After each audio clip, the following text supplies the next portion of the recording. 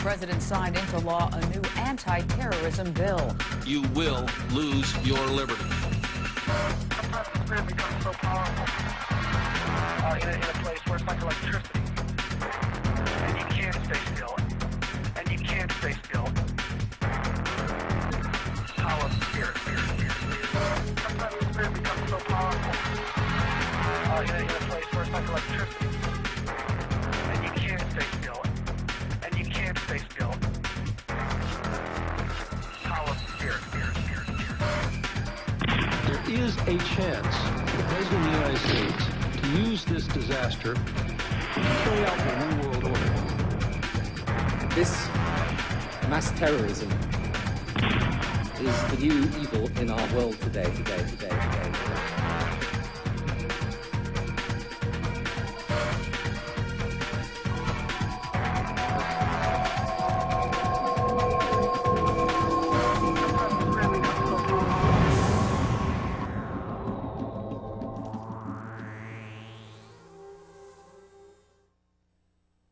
Hello, I'm Alex Jones. I'm a radio and television host based in Austin, Texas.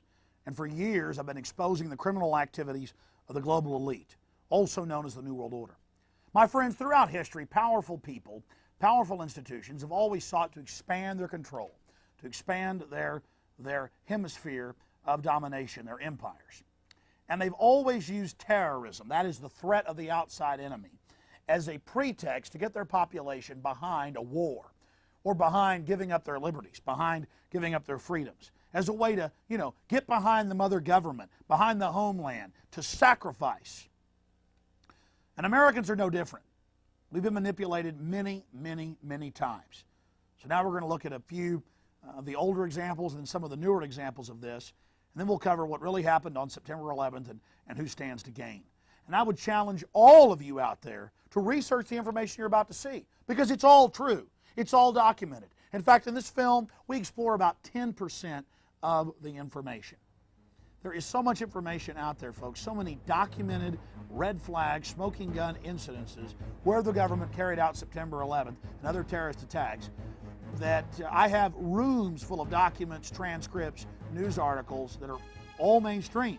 In fact, the government never denies any of this stuff. They just put a spin on it that, oh, it's an accident, we screwed up. Well, you're going to see today the globalists didn't screw up. They carried out these attacks.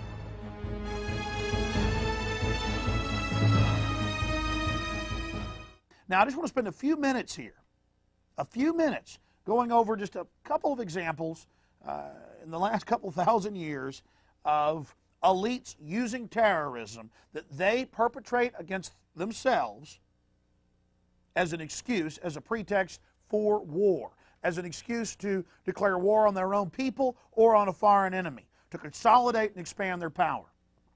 It's called problem, reaction, solution. Create a crisis, create fear, and tell the people, give up your liberties, get behind this war, submit to the emperor, cheerlead this expansion of tyranny, and we'll protect you.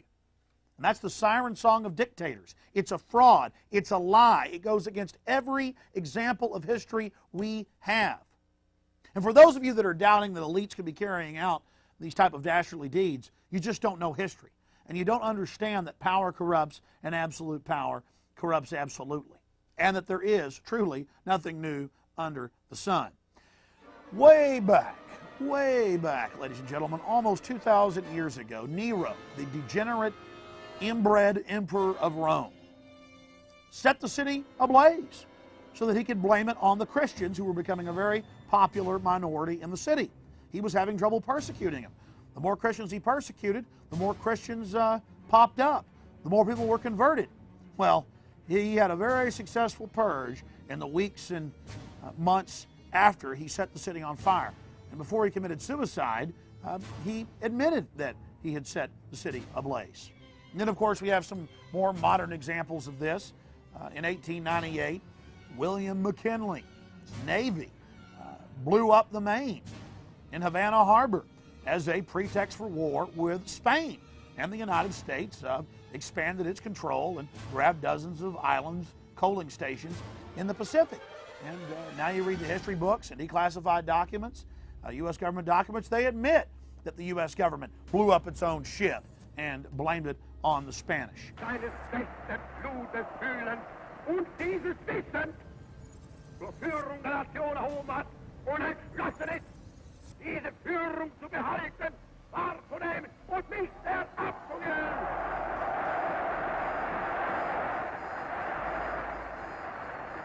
We have Adolf Hitler in 1933, just a few months after being elected, on February 27th, firebombing his own Capitol building, the Reichstag, and blaming it on his political enemies, and declaring a police state crackdown for the Reich's security, and announcing fatherland security, the equivalent of homeland security, and a new national police, and an end of local control. Everything we're seeing, I'm about to show you the documents, that's happening in 2002 into 2003. Then, of course, we have Roosevelt allowing the Japanese to attack Pearl Harbor back on December 7th to get us into the war. At least Roosevelt didn't attack Pearl Harbor himself, but they definitely had prior knowledge. 12 days before, it's a declassified public document, Roosevelt's White House had received the communique that Admiral Yamamoto would attack on the morning of December 7th and deal a death blow. In fact, U.S. naval forces, destroyers, sunk 5 submarines just a mile outside Pearl Harbor. They're at the mouth of the harbor. Depth charged them, sunk them. They've even recovered one of them at the bottom. And when they radioed the base camp and said, we're under attack, they were told to stand down. And the rest of the base was not put on alert. While a mile outside the harbor, multiple submarines are being sunk. This is all confirmed, declassified public information. Think about that. The U.S. Navy, a mile outside Pearl Harbor, depth charging and sinking submarines and confirming that Japanese submarines were attacking and entering the harbor, and still the base sat there and no one put out an alert. Everybody continued with their day off. Think about that. Here's another example. Confirmed, ladies and gentlemen. The headline from the Scotsman, U.S. prisoners claim Roosevelt left them in the Philippines deliberately. You read on deeper into the article, the prisoners don't claim. The documents have been declassified. The Roosevelt White House, and Churchill, Winston Churchill was aware of it as well, ordered the U.S. Navy, Roosevelt did, not to allow 7,000 American civilians to evacuate the Philippines, despite the fact that they had over a month to do it. There were empty naval ships leaving full of Navy and Marine Corps personnel. But men, women, and children were left on the island. And it turns out from these documents that have now been declassified, and I interviewed the still living victim's lawyer, Anthony D'Amato, on my syndicated radio show. The documents say, prepare to leave civilians there to be captured. So, the old government documents. So, think about this, 7,000 Americans. So they could use it as wartime propaganda. Oh, look, the Japanese have our women and children. And many of these women were raped and killed. They had their heads cut off. Children were killed. The men were killed. I've talked to Vietnam veterans who were on board these ships. Gulf of Tonkin incident might not have occurred. I love these headlines. This is out of the San Antonio Express News. Folks, it actually came out back in 1964 on San Diego television. It just didn't get national coverage, that this was a fake incident. People knew back in the 60s. Again, I've talked to Vietnam veterans who were on those ships. The Vietnamese did not attack our ships. And I'm no fan of the communist Vietnamese. The point is, it is a historical fact, ladies and gentlemen, that our ships were not actually even attacked by the Vietnamese, by the communists. But again, there's this pretext for war, and 58,000 Americans died. And by the way, our own government wouldn't allow our jets and aircraft to bomb the North. And the documents have now been declassified on that, because the war was about getting our servicemen addicted to heroin, and it was about dredging the port there, and it was about selling weapons. It was a war for profit and a war to demoralize the American people. And another example of problem, reaction, solution, and there are just thousands of these. We're going to go over a couple more. I see these reports all the time. Most notorious German post-war neo-Nazi was an MI6 agent. That's the MI6 is the equivalent of the British CIA. They're their outward-focused intelligence agencies. And the most notorious neo-Nazi who almost got Nazis elected in the late 1960s was an MI6 agent. And just a few weeks ago, I saw other reports, the modern neo-Nazi leaders out there promoting and creating all of this to destabilize Germany so the government has an excuse to come in with more police state to deal with this problem and an excuse to attack their free speech and to get rid of average Germans' free speech on other issues. They're now using the threat of the neo-Nazis, and every time I look into it, every leader of these groups, even in this country, they caught the FBI creating Klan groups back in 1998, trying to get them to blow up a chemical plant in Fort Worth, Texas. They won a bum steer award in Texas Monthly Magazine. The FBI did, which is a huge insult for criminally creating a Klan group. It's the same thing. They create the crisis, they create the threat or the perceived threat to scare you into submission. Most notorious German post-war neo-Nazi was an MI6 agent. What more do you need? Here's another one. This is the Associated Press. Germany intercepts Israeli arms bound for Iran. So the Israelis have been caught selling nuclear weapons components, cruise missile parts, F-16s, radar, everything, to the Iranians, who are not friends, folks, but they don't care. See, World War III will only expand the globalists and their power. Another article on that, this from the Associated Press. Germany intercepts Israeli arms bound for Iran. Disgusting, ladies and gentlemen. And if you're doubting the government would do evil things to you, think about all the things they've done. This is not our republic, folks. This is not our legitimate government. Our government has been hijacked. Virginia governor apologizes for eugenics law. What did the government do? United Press International. This is just one state with tens of thousands of people being sterilized from 1924 to 1979. If you came from a single-parent home and made under a B+, they would send by men in white lab coats with the police with no warrant, no conviction, no jury, no probable, no nothing, folks. This is the tyranny. This is how long our rights have been violated. It's always some new evil. We get rid of slavery, 10 other evils pop up. They would take them women, mainly women, and sterilize them. Medical students would sterilize them. Hysterectomies, cutting out the uterus of these young girls. Black, white, Hispanic, didn't matter. And then we exposed that evil. It was going on nationwide, the hundreds of thousands, the tens of thousands just in Virginia alone, and in all 50 states, right up until 1970s, 1979. Brutal stuff. Castrating men, you name it. Margaret Sanger, this big liberal, gave awards to Hitler, got awards from Hitler. How was that liberal? See, these are just terms to confuse you folks. These folks are elitist command and controllers. They're despots. Don't let them confuse you with different phony political terms. Now they call it bioethics, and it's still going on. And Child Protective Services grabs innocent children from innocent parents all the time, just because they want to break up families and get hundreds of thousands of federal dollars from it. There's all these evils going on. So many evils, I couldn't cover them in 10 hours. One more example of problem, reaction, solution, then I'm going to get into what happened on September 11th, ladies and gentlemen. Government-sponsored and controlled terrorism to scare you into accepting tyranny, to scare you into accepting a total police state and the federal takeover of local governments and troops on the streets, as you're going to see from mainstream news. Of course, you say, well, mainstream's lying. Well, they don't really lie. They just throw it in your face and spin it, tell you how good all this tyranny is.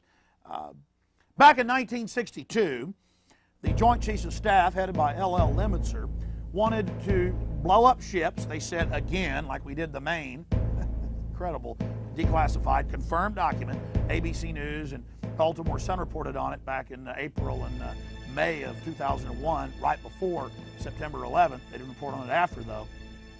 The U.S. government had a plan, the government, to blow up its own ships, to bomb Washington, D.C., to bomb the Capitol, to hijack jets full of Americans and crash them, to kill astronauts in space. John Glenn, they actually list him, let him die in space.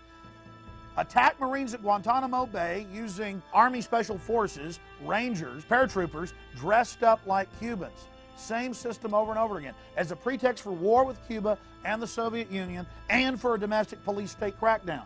The Northwoods document. And they say casualty list in U.S. newspapers would cause a helpful wave of indignation. What more do you need? A few super modern examples in the 1990s. It actually came out in the New York Times that the FBI cooked the bomb and trained the driver and gave him the detonators in the World Trade Center bombing. And then we saw in 1995 the government that was involved in the Oklahoma City bombing, just voluminous amounts of evidence there. But today let's focus on September 11th and what really happened there, just some of the evidence, because there's just so many smoking guns and red flags. It would take, again, 10 hours to even cover half of it. And then we'll look at the whitewash of how the government carried out the September 11th attacks. So please, please stay with us and check out everything I'm about to cover, and visit Infowars.com because we have a government prior knowledge section there on the website that goes over all of this, government prior knowledge and involvement section, and you can research and check out the legislation, the news reports, the eyewitness reports, the transcripts, the interviews I've done with FBI agents and victims' lawyers, and David Shippers, the man that impeached Bill Clinton, who said the government had prior knowledge, and he tried to warn Bush and Ashcroft, and in my interviews with Judicial Watch and Larry Klayman, saying the government had prior knowledge. Just all of this information, a lot more we can cover here, and the two previous films I've made and the book I've written about September 11th are all online at Infowars.com. I know this stuff is painful. I know it's hard to believe, but look at history. Is it any surprise? The point is, we've got to speak out. We've got to say no, because the government's telling us give up our liberty for security. But throughout history, anybody that gives up liberty gets tyranny. They don't get security. Hitler promised security if people give up their rights. Stalin promised security if the people will give up their rights. Pol Pot promised security if people give up their rights. But all they got was death and destruction. All they got was slavery, feudalism. America is dying, folks, and you've got to speak up. You can't count on somebody else to do it. All right, let's go ahead now and get into the evidence of government prior knowledge, but not just prior knowledge, involvement in September 11th.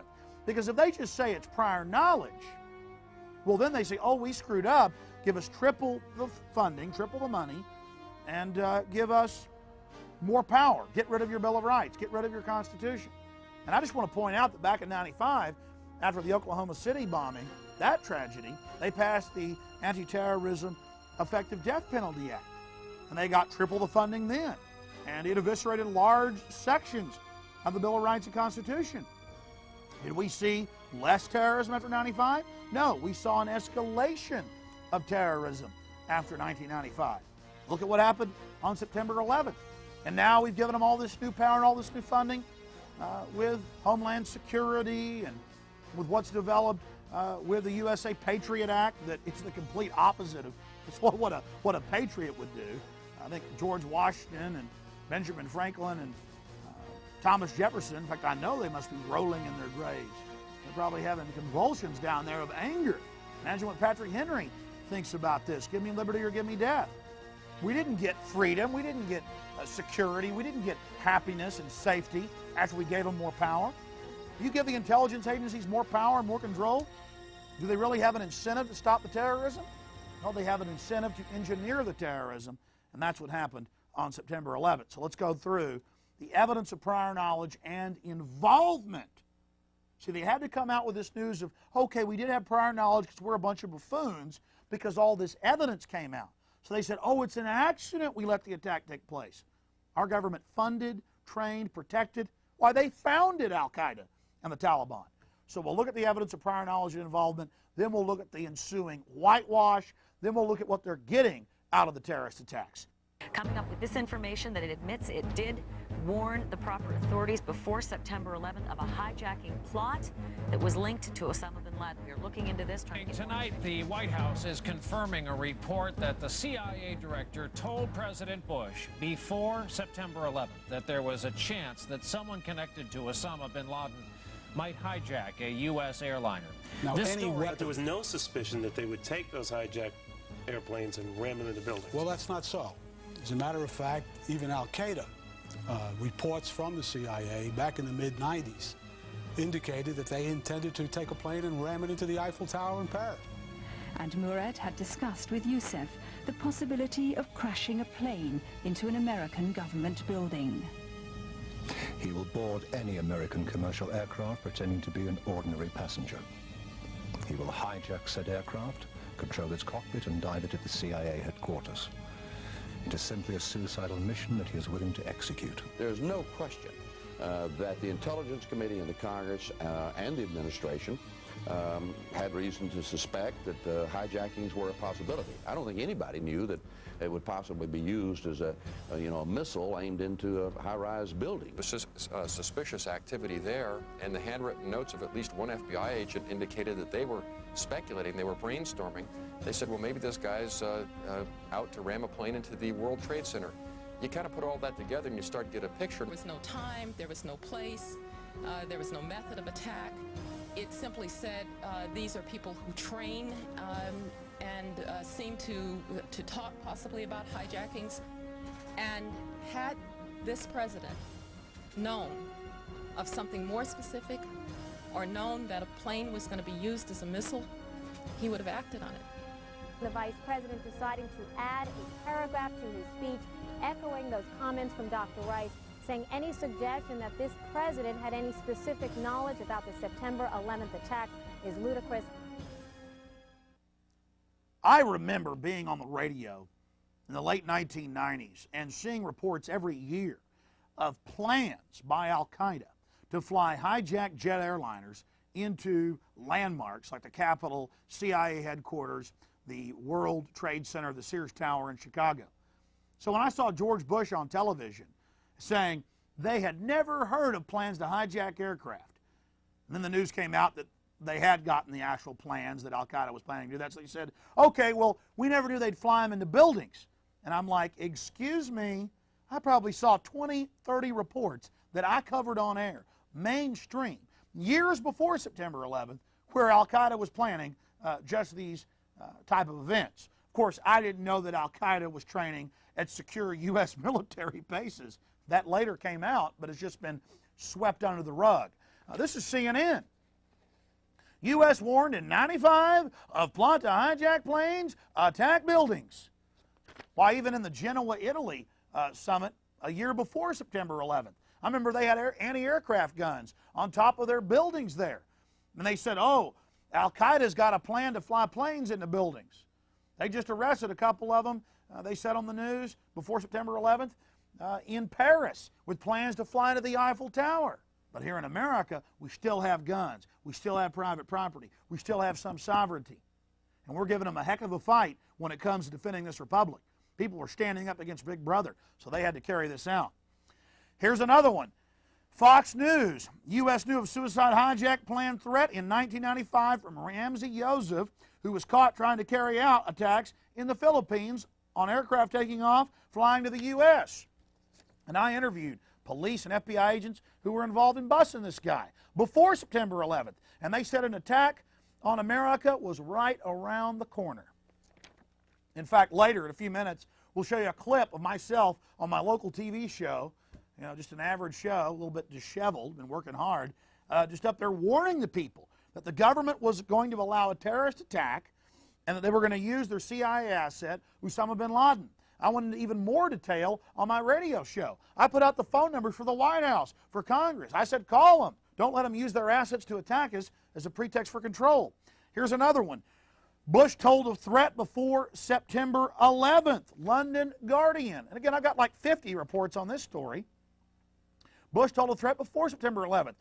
But how many times did they tell you, after they knew all these reports were out, that they never heard of such a thing? They're lying to you. Here's another one. Associated Press. Bush warned of hijack threat before September 11th. What more do you need? Well, don't worry. There's a lot more coming up. Bush knew of hijack threat and did nothing. You're going to learn he actually signed a document ordering the FBI not to stop al-Qaeda, threatening dozens of senior FBI agents from Arizona to Chicago to Minnesota to Florida to D.C. to Boston not to stop al-Qaeda, not to stop no members of bin Laden's CIA organization. Oh, you doubt me? Go to the microfilm at your local library, type in Osama bin Laden, 1985. You'll see Wall Street Journal articles, Washington Post articles about how wonderful bin Laden is and how he loves the Bushes and how they vacation together. Oh, yeah, that came out in a FBI press conference, by the way, the Bushes, Judicial Watch press conference with FBI agents about how the Bushes like to vacation with bin Laden. And in particular, this Bush administration, who is as tight with Saudi Arabia as you can get. The President's father used to stay with the bin Laden family when he would go to Saudi Arabia. But here it is, folks. Bush knew of hijack threat, CBS News. Hijackers trailed by CIA before attacks. You see, not only did they know the attack was coming and do nothing, well, he didn't just do nothing. Bush actually, proactively signed an order ordering FBI not to stop him. He did do something. He proactively made sure they attack us. They also had the CIA follow al-Qaeda out of the country to a Malaysian summit in Malaysia and follow them back into the country. They were having trouble getting back in, the members of al-Qaeda. The CIA pressured the head of the embassy to get them visas to get back into the country. London Guardian. And again, for every report I'm showing you, there's 20 others backing this up.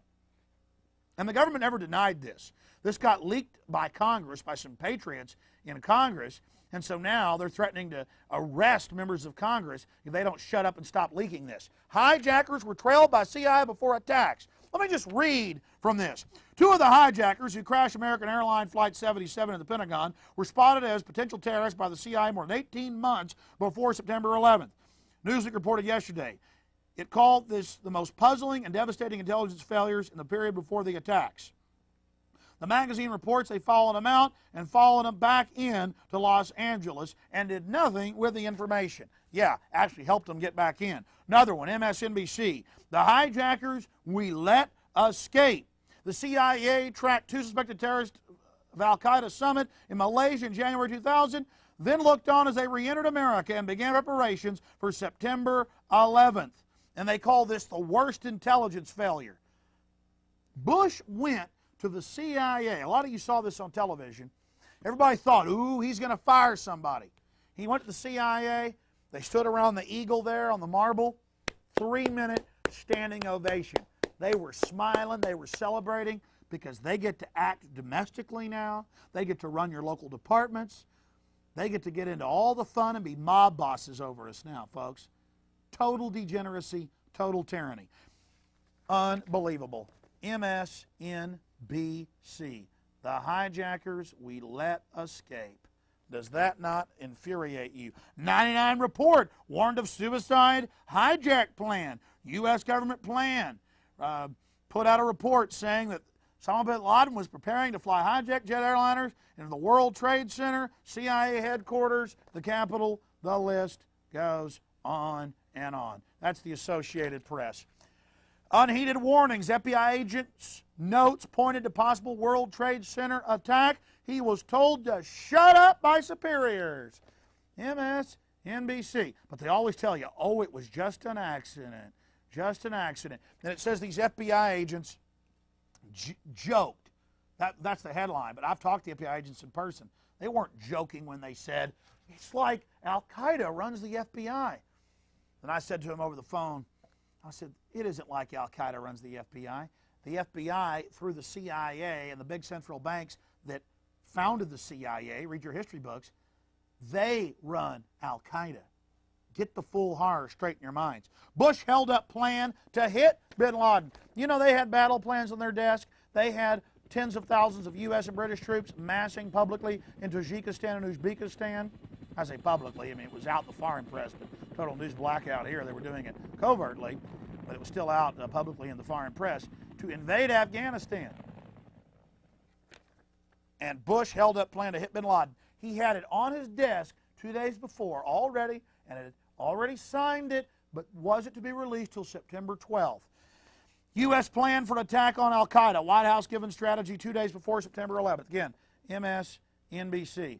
But they say, oh, it's all just a big accident, a big coincidence. Yeah, wait, we haven't even gotten to the information yet. NSA intercepts on eve of 911 sent a warning. Messages translated after attacks. Washington Post. You read on to the articles about this. They got warnings a month before. They got warnings a week before. They got warnings a day before. This is just one of the articles of the plan to fly aircraft into the World Trade Center. And you just saw the reports they got back in 95. The reports they got back in 96, 97, 98, 99, 2000. I was all over the radio saying this. Everybody was. Everybody knew about this. Oh, but they didn't. Oh, they just got the intercept the day before and didn't, decipher it. This is a shill story. You know why? Because good people in government were blowing the whistle. Air Force colonels, Air Force captains, Army generals, FBI agents. And so they put out the spin. Oh, yeah, there were some warnings the day before. We missed it. And that gets announced nationwide. Then when you tell your neighbor about this, they go, yeah, they missed it. Here's another one. September 11th probe, wiretaps in Italy. Hear parrot talk of terrifying plan by madmen. AP. Air Force officer suspended after charge Bush knew of 911 threat. It wasn't a charge. I've interviewed his lawyer, Mr. Hilton, who's talked to hundreds of these officers. This was the dean of the Defense Language School that trains spies in Monterey, California.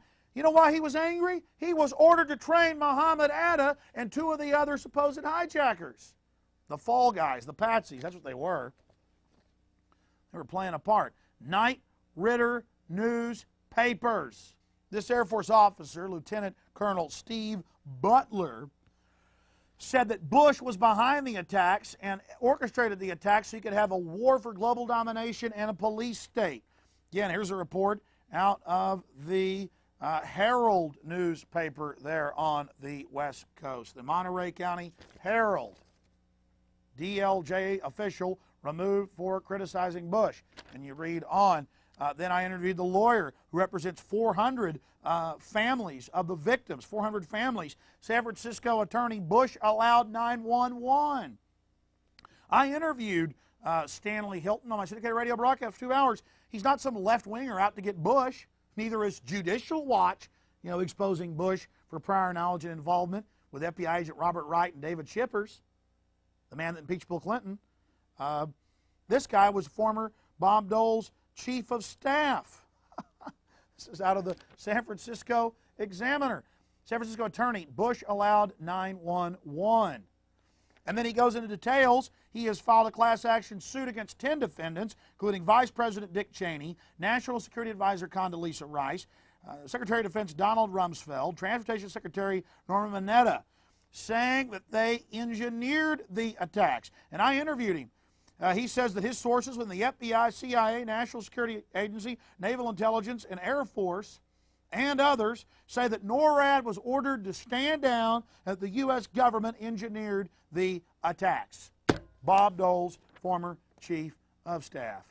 But first, is President Bush to blame for the September 11th attacks? A $7 billion lawsuit filed recently in federal court alleges that the president and several other high-ranking administration officials allowed the terrorist attacks to happen. Joining us now is the lawyer who filed this ridiculous suit, is Stanley Hilton. You know something? You know what's so sinister, Mr. Hilton, in what you're doing here? There is no evidence. There's no evidence, no specifics, no times. The president never saw the two memorandum that you talk of. You got some conspiratorial kook that you have feeding you information that doesn't know the president, never gave it to him here. But we're at right now, this country's at war against terror. And it's a serious war, and people's lives are in jeopardy. And you're distracting the president, you're distracting the White House, you're distracting the country for your own selfish grandizement in this particular case. It's a disgrace what you're doing. You ought to be ashamed of yourself. You have no evidence, and you ought to pull it back. That's what you ought to do if you're a good American. Well, you know, that sounds to me like something that Adolf Hitler's regime when the Reichstag burned in 1933. Give me a break. That's so ridiculous. Now, how do you be know? ashamed of yourself. How do you know I have no evidence? How do you know Five and dime license that you got to practice law. Because what you're doing is hurting the country. I don't know why you folks are so afraid of facing the facts. How do you know he's not guilty? We were afraid. We wouldn't have put you on. Mr. Hilton, you ought to be ashamed of yourself. The nation's at war. I think I should be proud of myself. The nation's at war. You give lawyers a bad name with this frivolous, superfluous suit. Who's the enemy? You want to depose the president with you have no evidence. It's a disgrace. We're at war. Well, you ought to be a patriot. You ought to back up your country, and you ought to be ashamed of yourself. I am a patriot. I'm defending the Constitution of the United States, something that Bush and others don't want to do. They want to tear this Constitution to pieces because they claim they're defending something. We got to move on. We're going to go from one ridiculous story to the next. My friends, I could spend an hour on each one of these reports, these confirmed reports. No one is refuting this. Every time the government gets caught, they say it's an accident. How is this an accident? This is from the Associated Press. Agency was to crash plane on 911. In what the CIA describes as bizarre coincidence, the U.S. intelligence agency was planning an exercise on September 11th, 2001, in which a hijacked jet aircraft is flown into the World Trade Center. Ladies and gentlemen, again, agency was to crash plane on 911.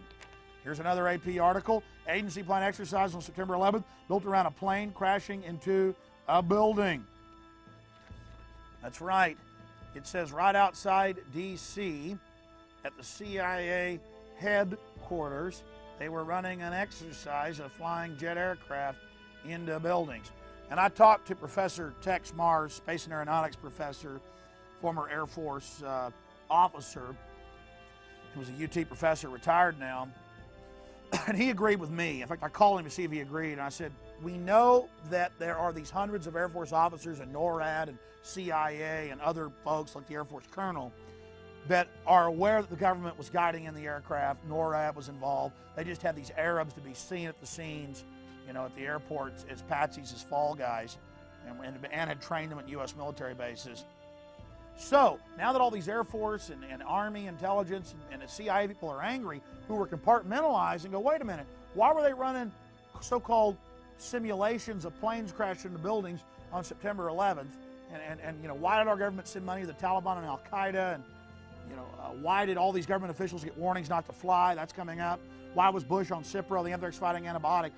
They had gotten leaks of how the government was actually guiding the aircraft into the buildings, which is old remote control technology that's a standard on a lot of these Boeing aircraft now. That's all confirmed. How do you then cover things up where if somebody in the Air Force or the Army blows the whistle on this, then they're discredited because the government's gotten out ahead of the story, leaked it itself with their spin on it. And that's not just our opinion. It's clear. We had all these military officers and CIA people leaking, dozens of them, FBI agents and others, going public, this Air Force colonel going public, saying that this was the fact. But that was getting small, you know, small levels of press around the country.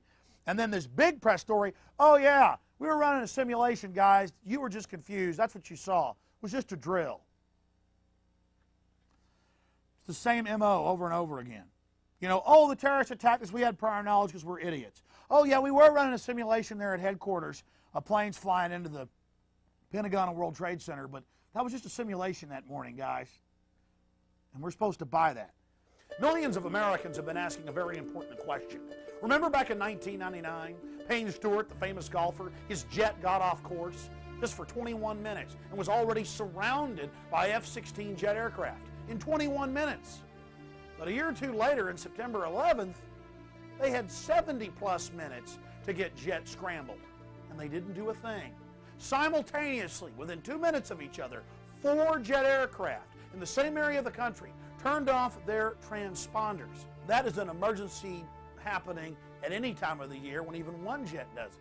But instead, 4 jets turn off their transponders almost simultaneously, and nothing is done. At least that's what the FAA and NORAD claim. We know that the FBI and Defense Intelligence have gone in and grabbed all of those control tower tapes. So we need to ask this important question. We need to get answers. Why was NORAD and the FAA ordered to stand down? because that's the information we're getting from top-level military officers. Andrews Air Force Base is only 10 miles from the Pentagon.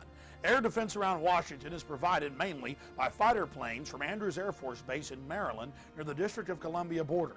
The D.C. Air National Guard is also based there and equipped with F-16 fighter planes.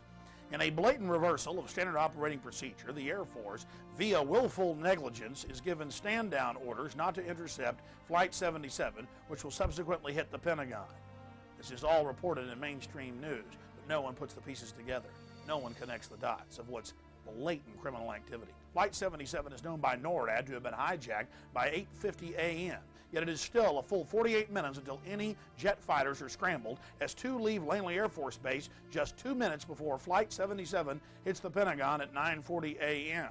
Andrews Air Force Base has 2 combat-ready squadrons which would have intercepted Flight 77 had they been allowed to leave upon confirmation of its hijacking. It is standard operating procedure to intercept all air traffic that fails to respond to radio calls immediately. Of course, we just talked about the fact that that was the case with the golfer Payne Stewart's chartered Learjet that crashed in October of '99. F-16 fighter jets, without the need of the presidential mandate, had intercepted the aircraft within 21 minutes. This represents willful, coordinated negligence between the FAA, NORAD, and the Pentagon, who also track all aircraft. And President Bush, who, as this was unfolding, was reading a book about a pet goat to a group of school children. Treason, ladies and gentlemen, treason. In Oklahoma City, the governor, Frank Keating's brother, wrote a book called The Final Jihad. It was published about 1.5 years, 2 years before the Oklahoma City bombing, where a Tom McVeigh bombs the Oklahoma City building. And then on top of that, as if that isn't enough, he dedicates the book to the Knights of the Secret Circle. Now, that's what Albert Pike, the founder of the Klan, called the Illuminati. That's what Aleister Crowley called it. That's what the Illuminati, a public group, their books are public. A lot of their members are secret, presidents and others. Now, this sounds bizarre, but it's just a fact. On March 4th, 2001, the lone gunman, pilot number 1A-EB79, on Fox, it ran for about 1 year after the X-Files, a secret government group wants to hijack jet airliners and fly them into the World Trade Center to get martial law and to be able to smart bomb any third world country they want. This is out on Fox months before. And again, it's not a coincidence. We got the CIA running these so-called drills, flying planes into buildings. By the way, back in November of 2000, the District of Columbia Military Defense Forces, the group that protects the Pentagon, ran a drill where a hijacked jet airliner is flown into the Pentagon. And remember, Bush and everybody else said, we'd never heard of a plan to fly planes into buildings when we got this hijacker alert, because it got leaked out of Congress that the president had these briefings that he won't declassify, so there's plans to fly planes into buildings. So Bush tried to spin it and lied, but it's obvious the Pentagon was running drills, Pentagon Protective Services, where planes are flying in out of the building, hijacked jet airliners. So it's just amazing. Also, what was happening on September 11th? The founder of the Taliban and Al-Qaeda, the man in the 80s who was still running Pakistani intelligence that publicly runs Afghanistan, Pakistani chief and spy general Mahood Ahmad wired $100,000 to Muhammad Atta, the lead hijacker. Source, Washington Post, New York Times, you name it. They say this is all coincidental, of course. He wires $100,000 to Muhammad Atta, who at the time is training at the Pensacola Naval Air Base on large jet aircraft, on refueling planes. Now again, were they really on board the aircraft? We don't know. We just know that the government was intimately involved in their training, and that they were seen and videotaped, men that looked like them at the airports. But what we do know is this general, this Pakistani spy chief, is here in the United States after he wires $100,000 to the so-called head hijacker, Muhammad Atta. They're in the United States, and he's not just in the United States, this top general. this founder of al-Qaeda and Taliban, this boss of bin Laden, admitted in 100 news stories before September 11th, the CIA minion. Where is he? He is in D.C., and not just in D.C., he's at the Capitol the morning of September 11th eating breakfast with the heads of the House and Senate Intelligence Committee, including Representative Porter Goss, Republican, and Senator Bob Graham, a Democrat, meeting with the two heads of the House and Senate Intelligence Committees, eating breakfast as the jet aircraft fly into the buildings. Again, this is my source on this. I've got New York Times. I've got Washington Post. I've got everything in here. I mean, you just got to go to Infowars.com and go to the prior knowledge section and just take your time. Spend a Saturday afternoon, 4 or 5 hours. Look at this for yourself. Please listen to me. There's no way to cover all this. Here's another one from Friends of Liberty, a great analysis right off Boeing's website. It turns out that Boeing 767s and 757s can only fly at the G's reported of 6.5 to 7 G's when they're under remote control. Then only 767s and 757s come standard with remote controlled Global Hawk type systems that only NORAD pilot and control. They have a fly-by-wire system in them where you can only, a pilot can only fly them with the controls at 1.5 G's. That's in case they hit a gust or turbulence and he bumps into the stick, the plane doesn't, break grandma's neck. And this is a detailed report. Again, you really should go to Infowars.com and you can read the entire report for yourself, ladies and gentlemen. Now here's where it gets really serious. FBI claims bin Laden inquiry was frustrated. And in my book, I have portions of this declassified, it was never declassified, it was leaked document to the BBC. And I interviewed BBC top Newsnight investigative reporter Greg Palast, who interviewed some of the chiefs, top folks there at the FBI, who are now dead, of course. John O'Neill, Deputy FBI Director, who leaked this months before, was found dead on September 11th. His uncharred body found in the rubble of the World Trade Center. He also talked to the foreign press before he died, mainstream foreign press, and said the government's going to allow bin Laden to attack for a pretext for war to get an oil pipeline. Bush took FBI agents off bin Laden family trail. America was itself to blame for the events of September 11th because the U.S. administration was using kid gloves in tracking down Osama bin Laden and other fanatics linked to Saudi Arabia. A special BBC investigation has reported in a damning indictment of the two President Bushes and American foreign policy. The report, which the BBC reported, is numbered 199 eyes only, WF213589, emanating out of the FBI's Washington field office. John O'Neill died to report this information to you. FBI Deputy Director John O'Neill released this before resigning, and then he was murdered and his uncharred body thrown into the wreckage of the World Trade Center, and one of the supposed hijackers' passports was found laying right next to him. That was reported by the New York Times. But they don't say there's any conspiracy here. It's all coincidental that this happened. FBI and U.S. spy agents say Bush spiked bin Laden probes before September 11th. Here's from Greg Palast, BBC website. You can go to my website and read a transcript of my interview with him and all the documents. Here's another one. FBI claims bin Laden inquiry was frustrated. U.S. agents told to back off bin Ladens by George W. Bush. U.S. agents told to back off bin Ladens. See, we could spend all night on these reports. We could spend all night on them. This is all confirmed. Bush thwarted FBI probe against bin Laden from AFP Newswire out of London. Again, AFP, ladies and gentlemen. Bush thwarted FBI probe against bin Laden. Here's another one out of the French news agency and French radio confirming, interviewing dozens of eyewitnesses, bin Laden treated for kidney disorder in Dubai. Report. Osama bin Laden, for 10 days, met from July 4th to July 14th with the CIA section chief in Dubai. He had flown by air out of Quetta, Pakistan, to the south of Saudi Arabia to meet in Dubai with the CIA section chief while he was on kidney dialysis for 10 days. Hospital officials reported. A lot of this even came out in the foreign news before September 11th. Why is this wanted guy that supposedly bombed the coal and bombed these embassies, why is he there at the U.S. hospital. It's called the American Hospital because it's mainly for Americans.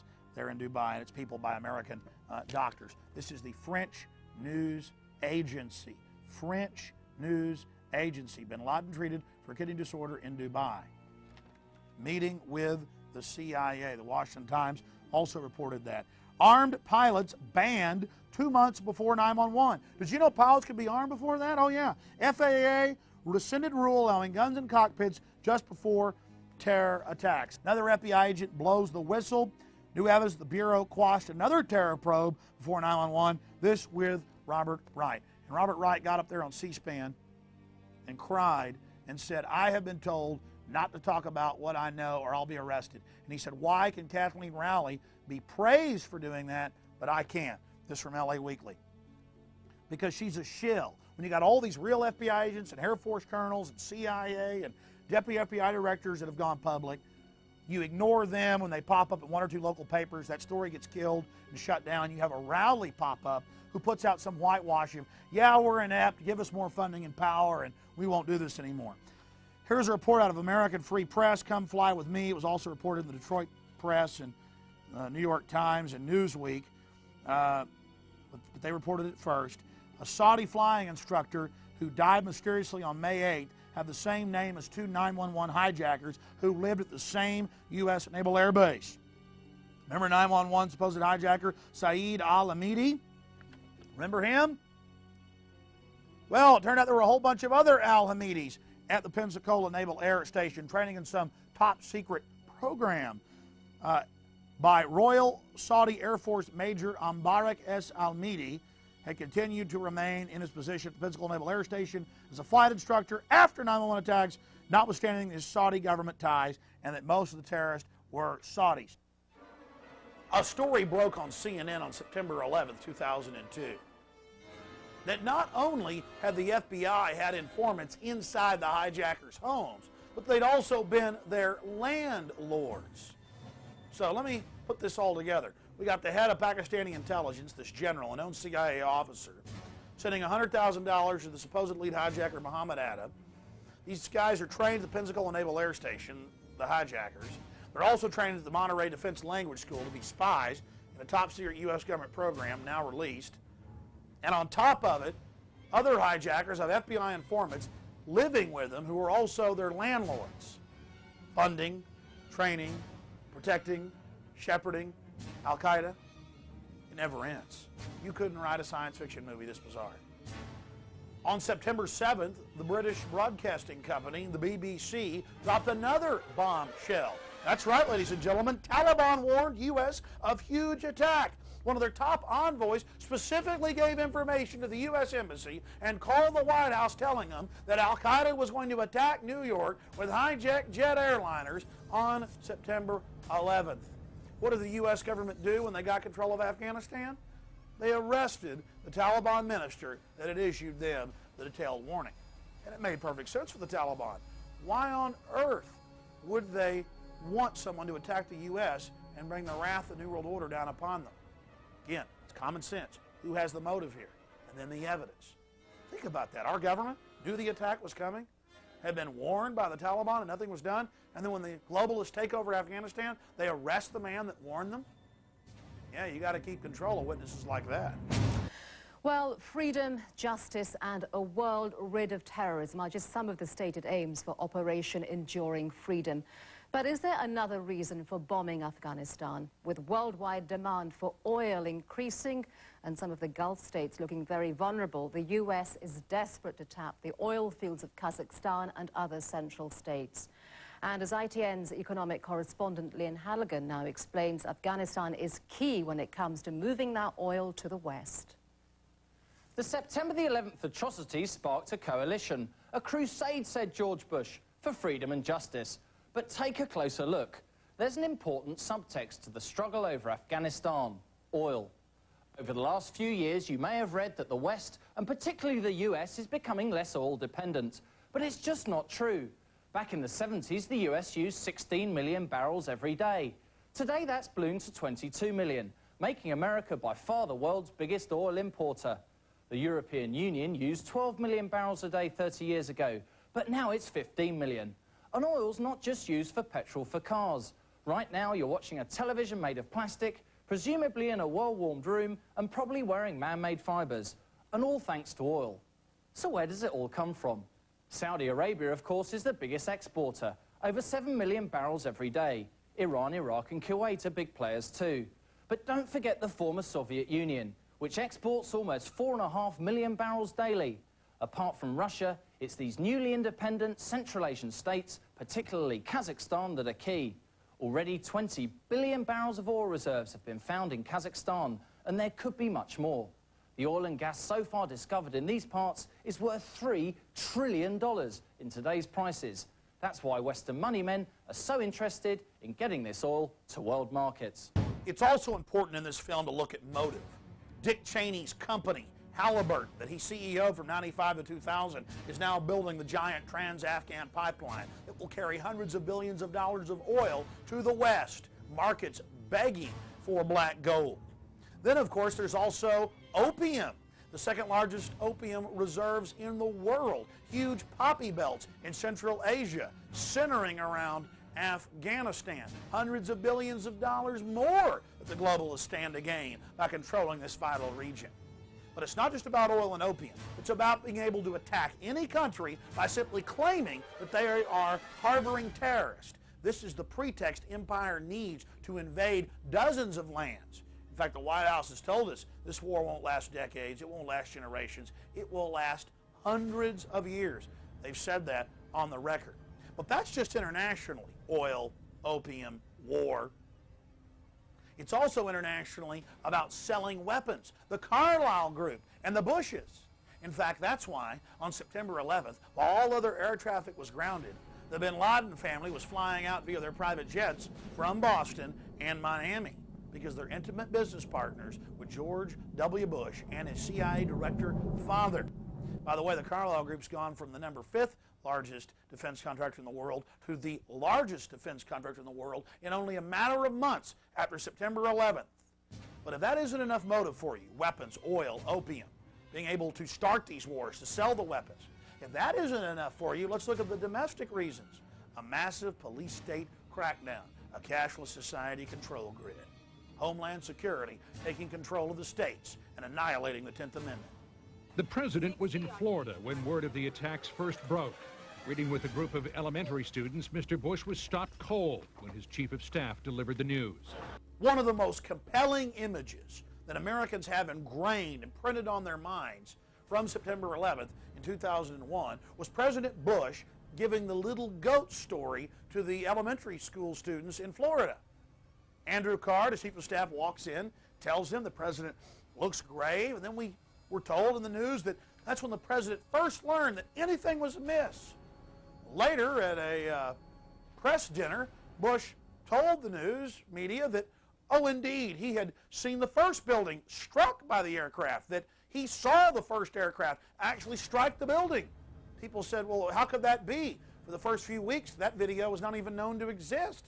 And we'd heard that he didn't hear about it until the second building had been hit. In fact, that's what they told us. The White House press secretary had reported that. Well, then suddenly it got leaked that there were photos of the president watching the first building on fire before the second aircraft hit. When that got published in the Times of London, suddenly they changed their story yet again that, oh yes, they really had seen the first building smoking. The point is, why would they lie about that? Why would they claim that he first learned from Andrew Card while reading the little goat story to the school children, then change it back again and go back again and go back again? Endless lying, endless deception. What we know is this.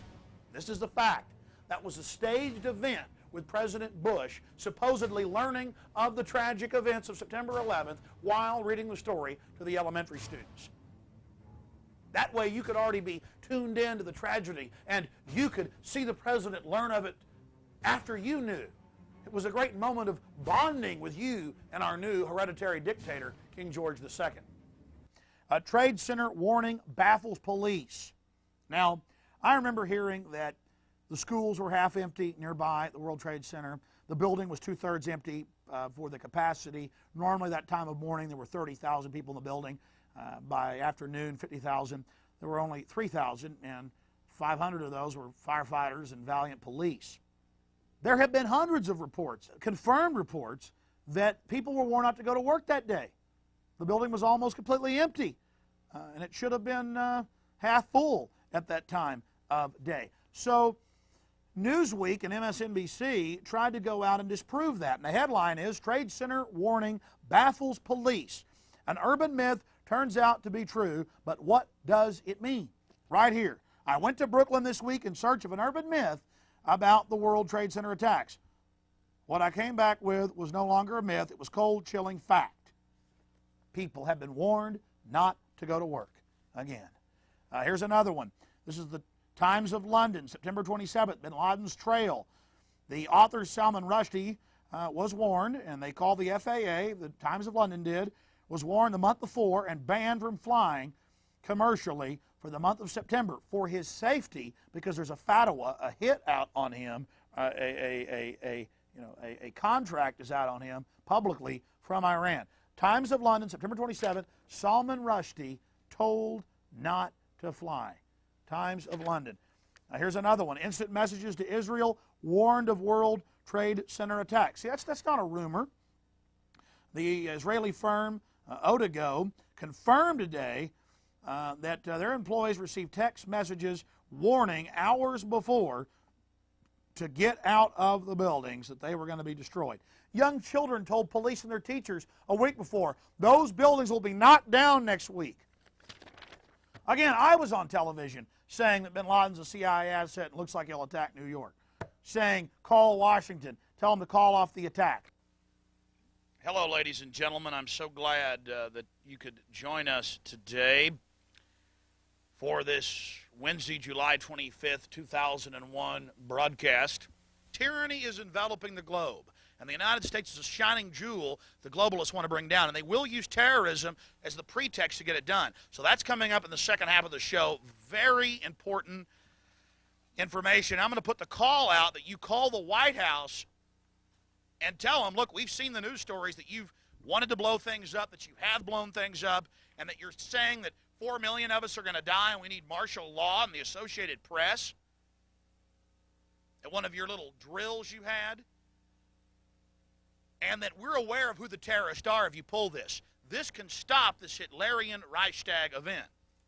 I want to put the toll-free number up for Congress.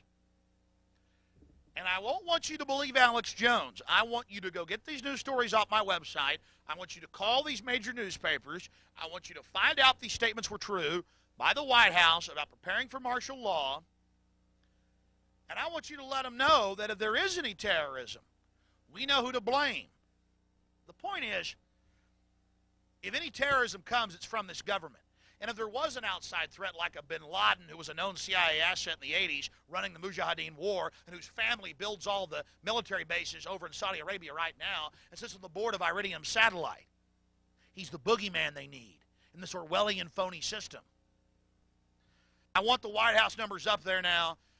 A big part of this solution, after you research all the government terrorism and check out what I'm saying is true, call the White House and tell them, we know the government's planning terrorism. We know Oklahoma City and World Trade Center was terrorism. We know the Joint Chiefs of Staff wanted to blow up airliners, Baltimore Sun. If you do it, we're going to blame you because we know who's up to it. Or if you let some terrorist group do it, like the World Trade Center, we know who to blame. And you could save the planet. I'm calling it Operation Expose the Government Terrorist. Willie Brown got low-key early warning about air travel. San Francisco Chronicle, September 12th. Low-key says the FAA called him the day before and told him don't fly to New York for your safety. In July, the Attorney General John Ashcroft quit flying commercial and cited terrorist threats. Some got warning, don't go downtown on September 11th. Confirmed. Echelon, you know, that spy system that randomly listens to telephones and emails and the rest of it. Echelon gave authorities warnings of attacks months and weeks and days before. Another one, the Journal News out of New York. Police. Students spoke of attacks before September 11th. Authorities are tracking numerous leads. Some people, including members of the Arab community, heard rumors of a terrorist attack on New York and Washington in the days leading up to the hijackings, law enforcement sources said. And it says they gave descriptions. Do you see those two buildings? They won't be standing there next week. I mean, Small children in English class told their teachers. Journal News of New York. The Germans warned us. German police confirm Iranian deportee phoned warnings weeks before saying Al-Qaeda was going to attack New York. German police confirm Iranian deportee phoned warnings. Unexplained 911 explosion at WTC complex. What does this report? The government has claimed national security on the dispatch tapes, the recorded tapes of firefighters, senior firefighters with firefighting engineering degrees on the 76th to 79th up into the 84th floor, saying that there were small fires, the fires were contained, the metal was not melting, even in the hottest area of the fires, and that bombs, their last words were that bombs were going off. People say the government couldn't carry out a September 11th attack. It's too big, they'd get caught. They did get caught. They're just counting on you to be dumb and to go along with it. This is the dominant spin. Now let's look at the whitewash. The dominant spin we're hearing in the news is ignorant and inept FBI failed to heed warning of attacks. Why, these poor guys, they just need more funding and more control. Then when lawmakers started seeking a probe of leaked September 11th intercepts, George Bush, Dick Cheney, and others called them up and threatened them and said, we don't want any investigations. If there's any attacks, we will say that you hindered us by these investigations. And I remember them saying it all over the news. I'm sure you heard them as well, but here's just one of the articles of that from Reuters. Again, USA Today. Secure often means secret post-911 government, stingy with information. It talks about local agencies, counties, cities, federal. They're all going secret. It's their perfect excuse to not give you any information on any subject.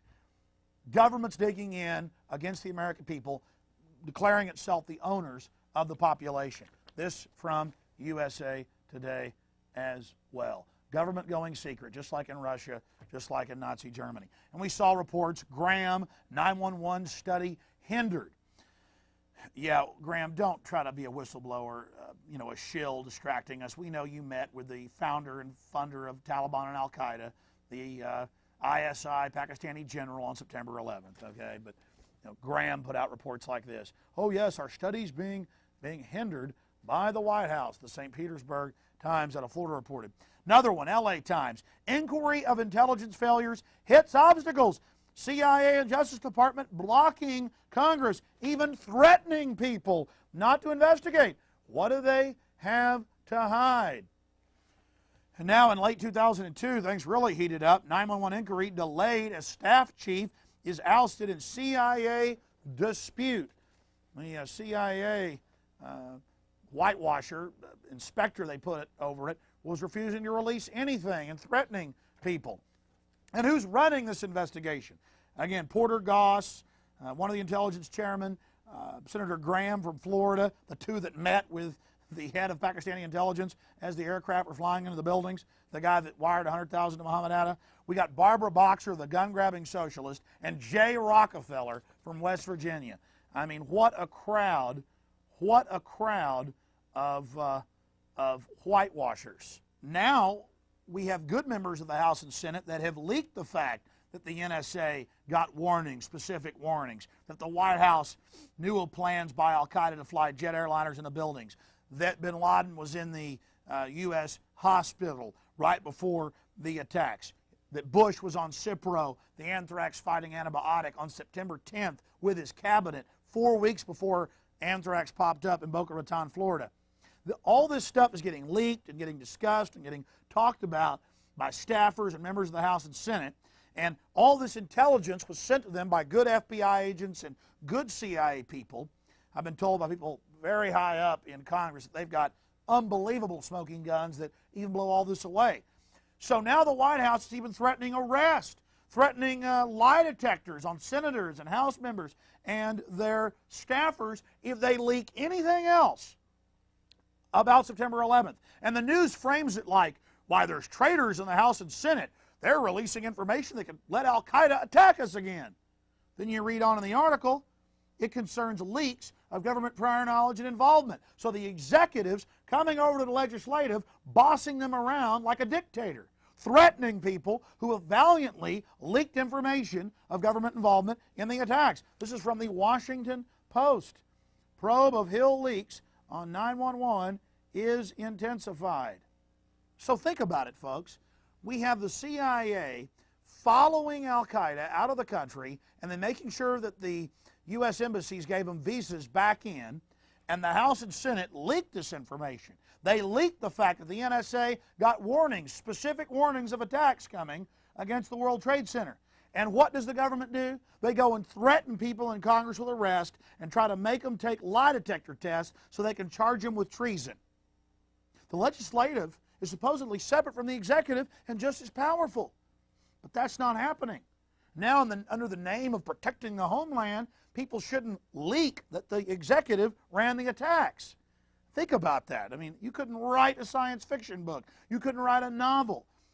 You couldn't write a spy thriller like this. People wouldn't believe it.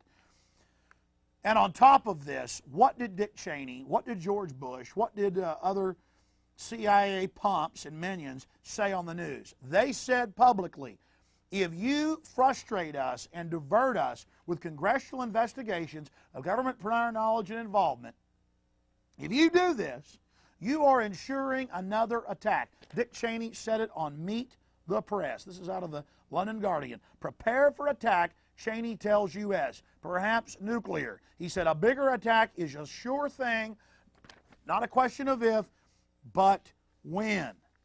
Think about that. He specifically said on television, if you continue to frustrate and divert us with these investigations of prior knowledge, you're ensuring an even larger attack. Folks, it took them 72 hours to even cover part of the information. I'm trying to do it here in this tour de force, this rambling rampage in 2 hours. But U.S. government officials, former officers, a U.S. Air Force officer, U.S. Air Force captain met and said the evidence is clear. The U.S. government carried out the attack. This is a mainstream national Portugal newspaper covering a 72-hour press conference. 72 hours to show the evidence. Just go to Infowars.com, look at the government prior knowledge section. Again, I want you to see all of it. Throughout this film, I've been telling you to check out the information we're bringing forward. That's because it's only the tip of the iceberg, and I want you to know without a shadow of a doubt that the information we're bringing forward is documented. You and your family are under attack. World government controls America, and they engineered September 11th to get a police state agenda through. So stand up against them. Now let's go through this quick now. Taliban melt away before army sweep. London Guardian. What happened? Well, the commander of the biggest U.S. search for Taliban and al-Qaeda fugitives, Colonel James Huggins, commanding officer of the 3rd Brigade Task Force of the 82nd Airborne Division, said that every time they went into a village, people had been warned to escape. The Taliban and al-Qaeda, it was clear, had people on the inside warning them of when Special Forces Command was going to be sending an operation. In fact, I saw a story in the San Francisco Chronicle where a top Air Force general said, what's going on here? We had top al-Qaeda on our sites 10 times. Their convoys, Mua Omar and others. And every time we did, every time we requested authorization from the CIA to bomb, just like Vietnam, they wouldn't let them do it. That was because that was their operatives, their al-Qaeda, their Taliban, who were sent in to destabilize and to give the U.S. a pretext to move in and take control of the oil fields. And we have other evidence. 6,000 Taliban and al-Qaeda were flown out to safety as Kandahar fell, as the capital of Taliban and al-Qaeda operations fell.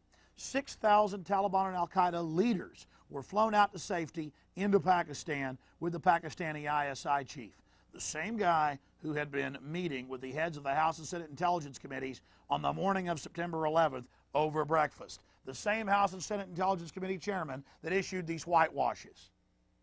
And when it came out in Fox News and the LA Times and when it came out in the New Yorker magazine and all these different places that the U.S. government had flown the leadership of Taliban and Al-Qaeda out to safety and dropped them off in Pakistan to then start a war with India so the Carlyle group could sell weapons to both sides, so the Bushes and bin Ladens could sell weapons to India and Pakistan, you know, moving the war to another place, moving their troublemakers to another place, their pretext makers to another place. When that news came out, the media brought it out. The government didn't deny that they'd flown Taliban and Al-Qaeda leaders out to safety as Kandahar fell on C-130s, U.S. government aircraft with U.S. pilots. They didn't deny that. You know what they said? They said, oh, it was an accident. Just like everything else was an accident we've covered. And you're saying, wait a minute, who are the people getting tortured at Camp X-Ray in Guantanamo Bay, or all the articles about how they fly these so-called terrorists to Egypt for torture by U.S. forces? Who are the people? It's theater, folks. They're goat herders. They're the frontline people. You heard about the Arabs in the lines behind, the little goat herders who would point guns at them and make them fight the U.S., make them fight the Northern Alliance? Those poor kids are the ones that got captured and put in these big trailers, who suffocated. 3,000 of them were massacred by U.S. and Northern Alliance communist troops. These are low-level goat herders, low-level privates, and they're getting flown all over the world to be tortured, and the media reports on it. They're just playing the part of the enemy, unwittingly, while the CIA operatives that got them to fight are living in the lap of luxury, sitting in hot tubs. It's disgusting, folks. LA Times, something I told you in my first film before this article came out. No leaders of Al-Qaeda found at Guantanamo. No leaders. They were all flown out by the U.S. government. Authorities accused of the Lang WTC investigation. I already covered how the bombs were going off and how the firefighters reported 2 small fires up on the 76th to 84th floor. Their last words, bombs are going off. The government's declared national security on those tapes. Well, yeah, they better. And they've claimed national security, not on the flight recorders they say were damaged, but on the air traffic control tapes. They had 58 minutes to stop the second plane. They had 70-plus minutes to stop the Pentagon plane, but of course they didn't. Authorities accused of delaying WTC investigation. New York Post. And who's accusing them? Engineers, fire scientist experts, victims' relatives, who yesterday marched around the White House. Mayor, September 11th records should be secret. Mayor Bloomberg, Associated Press. September 11th records should be secret. And what records is he talking about? Police dispatch tapes, firefighter dispatch tapes. Because they have been leaked now by good officers and good firefighters, confirmed, New York Daily Press and other reports, that bombs were going off. And the news has interviewed Lou Caccioli and other firefighters. The head of the firefighter union said that they were warned not to go to work that day and that bombs were going off. You know something? I've made 2 films since September 11th. And in both the emergency release, a special report I put out for a limited time, and then, of course, my big official 911 The Road to Tyranny film we're very proud of, I analyzed the USA Patriot Act. I went through the subsections. Of course, the USA Patriot Act is H.R. 3162. Congress passed it without even being able to read it. Ron Paul and others have been on the record saying that. Multiple congressmen and women have been on the record saying they were not even allowed to read it, but were just told to pass it. And the White House threatened that if there's another terrorist attack and you haven't passed this, we'll use it in local campaigns against you to say that you aided the terrorist.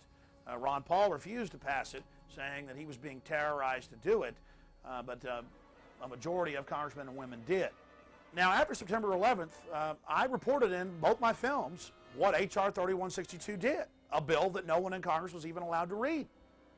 I went in after the passage, got a hold of it, looked at the subsections, where it said they'd have warrantless searches of your house, your business, they'd take whatever they wanted, including records, order you not to tell anyone that they were there, that American citizens, for any crime, any misdemeanor or felony, any violation of federal or state law, would not be able to have lawyers or face our accusers or even have a trial by jury, that we could be indefinitely held.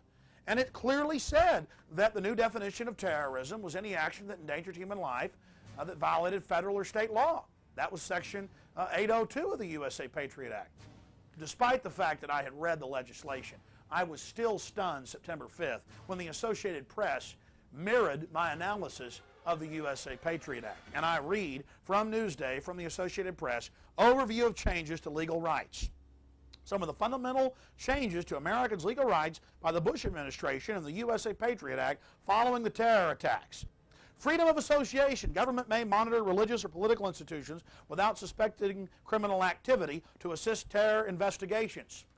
Came out that Denver, Colorado, and many other cities have been doing this for decades.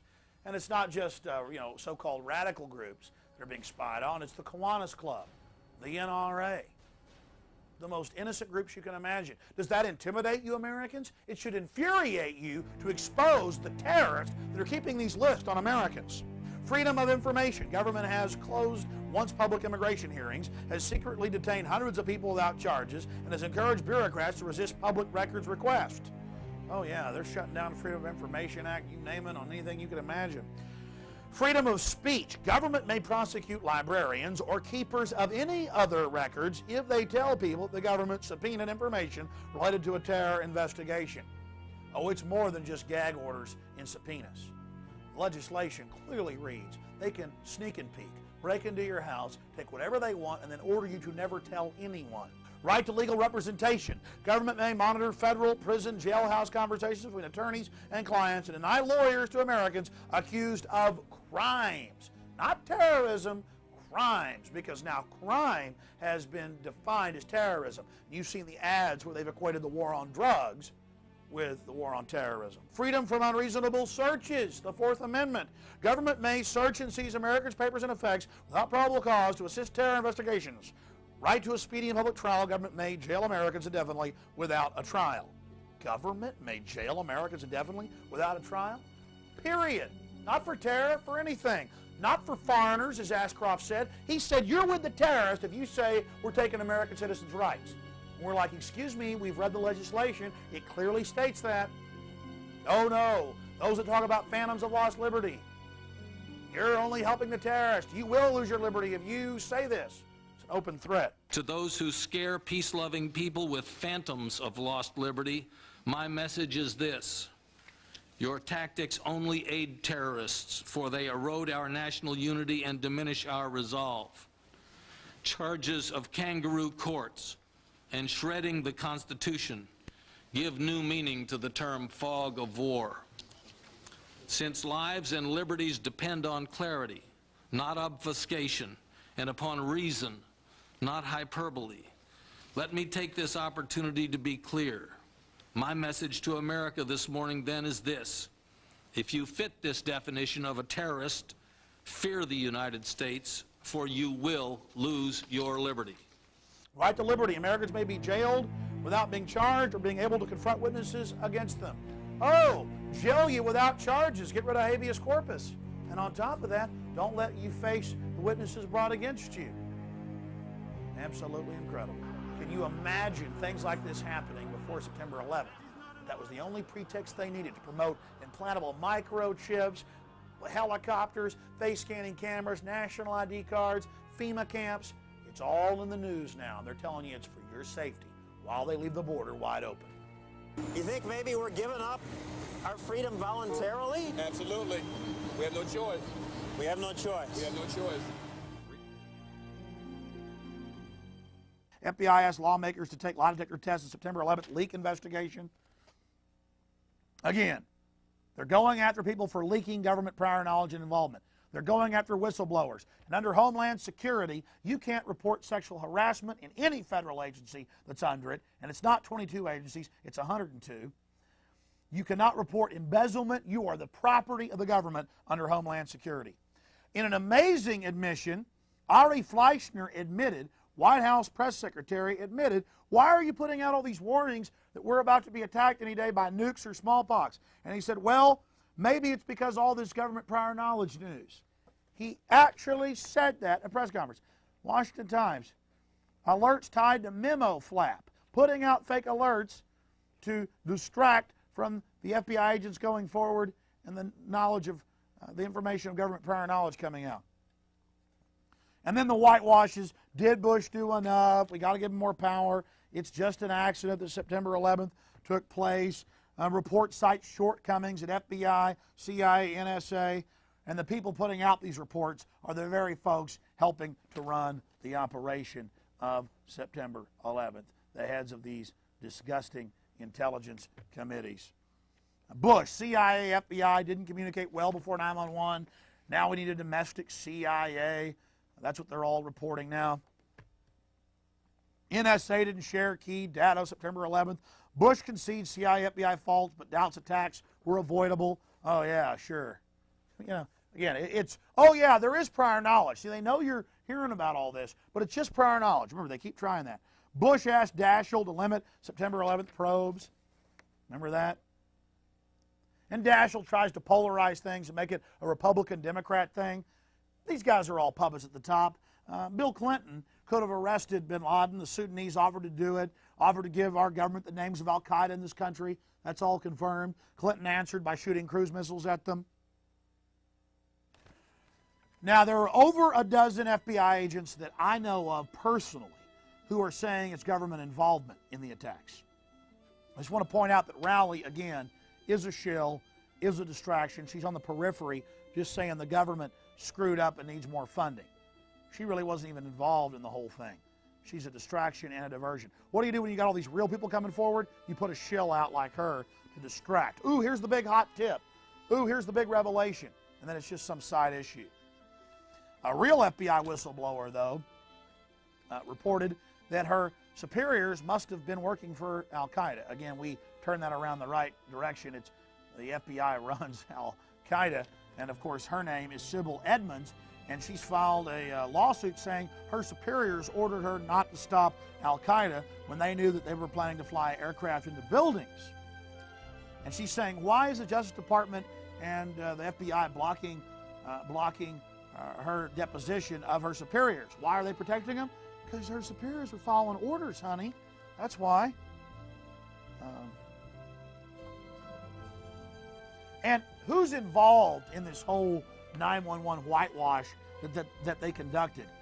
Not just people that were meeting with the spy chiefs involved in running the attack, but also the head of the September 11th probe allegedly obstructed Danforth's Waco inquiry. Former FBI counsel held onto papers and obstructed justice. I mean, what a collection of people. He was also involved in the Ruby Ridge cover-up.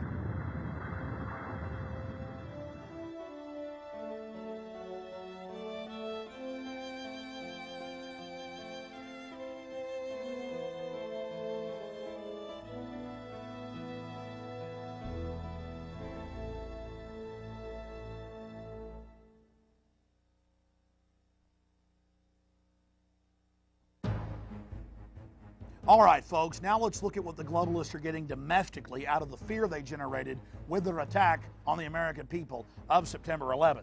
This is the 911 police state section. Homeland Security, the Department of Homeland Security. I have read the 24-page synopsis put out by the White House in June of 2002. I have watched multiple hearings they've conducted in Congress and out of Congress. It is the total takeover of state and local police. It is the takeover of Child Protective Services. It is the takeover of the different gun control organizations. It is the takeover of private corporations. There's discussions of putting troops in factories. I mean, it's just total Nazi Germany, total Russia. That's what Homeland Security is. Check it out for yourself. And Bush has been terrorizing Congress to pass this, saying, pass it or you're going to cause more terror attacks, and then I'm going to blame you with these new terror attacks.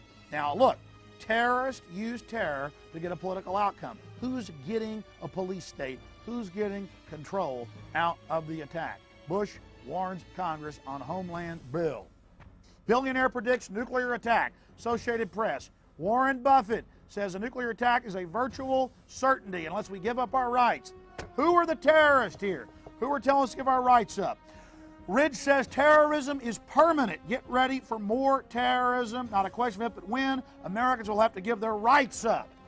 Meanwhile, they leave our borders wide open and do nothing to protect the American people. Who are the real terrorists? And then they announce the TIPS program that was set up years ago for gun confiscation and tattletaling and reporting those that are using CIA drugs. Washington Times, Planned Volunteer Informant Corps elicits 1984 fear. Your cable guy, your school teacher, your auto mechanic, all being your mailman, all to be spies. And by the way, when they announced this, there was a huge backlash. They claimed they were getting rid of it. They're liars. It's on the FEMA website right now. Millions of Americans, tattletale spies. Good. We're standing up strong and telling them that they're the terrorists. U.S. planning to recruit 1 in 24 Americans as citizen spies, Sydney Morning Herald. I'm sorry, that was just in phase 1 in 2000. I've read right off FEMA's own website that runs this, folks. It is 1 in 10 Americans to be spies. That is double what the East German Stasi had. And you're thinking, well, at least we're not as bad as Russia. Here's the Moscow Times, where they train kids with AK-47s to be tax collectors and gun grabbers at a young age in the public schools. Well, now I've got reports they're turning the public schools into military training camps for gun confiscation. Today, they need a different sort of prodigy. Here's ABC's Mike Lee. 6:30 a.m., wake-up time. 139 children ages 10 to 14.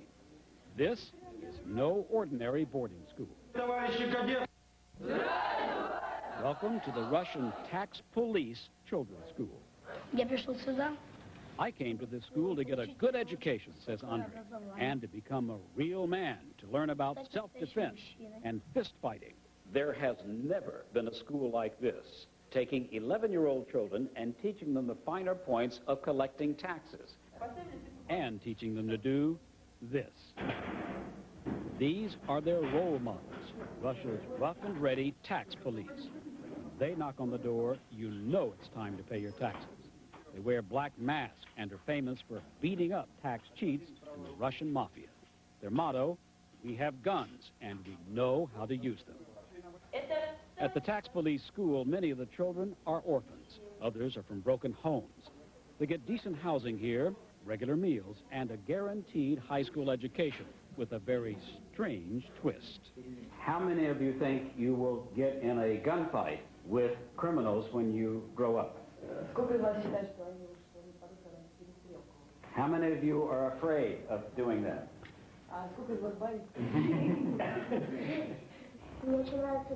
I like this profession, says 10-year-old Masha, because we have to bring order to our country at some point.